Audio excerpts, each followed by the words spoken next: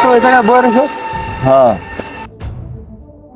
দোস্ত আমি তো একটা সমস্যায় পড়ে গেছি গা, কি করা যায়?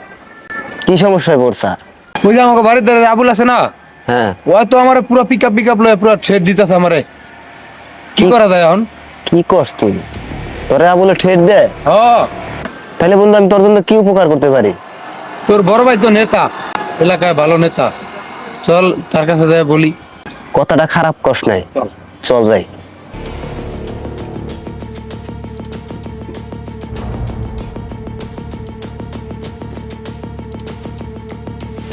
এই যেটা আমার ভাই। আসসালামু আলাইকুম বড় ভাই। ওয়ালাইকুম আসসালাম।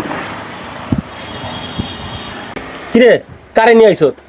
ভাইয়া আমার বন্ধু তো একটু সমস্যায় পড়ছে, ওর কাছে একটু জিজ্ঞান কি সমস্যায় পড়ছে, পারলে সমাধান করে দেন।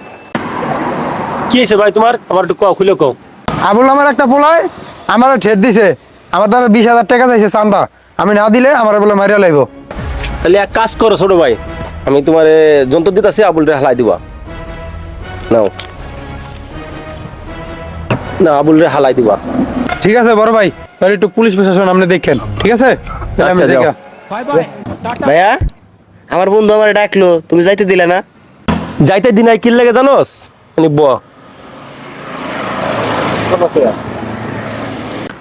ও তোর কি লাগে? বন্ধু লাগে।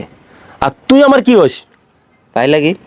আচ্ছা, তুই যদি আমার ভাই হোস আর ও যদি তোর বন্ধু হয়, ও যদি খুন করে ওই জায়গায়, ও জেলে যাব। আর তুই যদি ওর লগে যাস, তাহলে তোরা পুলিশে ধরে নিয়ে যাবো না? তাহলে রাজনীতির ব্যাপার, আমি চাই না তুই ওই খারাপ কাজে জড়াস। তুই আমার ভাই হয়ে থাকবি, রাজনীতির ব্যাপার তুই বুঝবি না। তুই আমার ভাই, তুই যদি জেলে থাকস আমার কষ্ট লাগবো, আর ও মার্ডার করলে, ও জেলে থাকলে আমার কিছু যায় আসে না। বুঝলি ব্যাপারটা? যা বাসায় যা।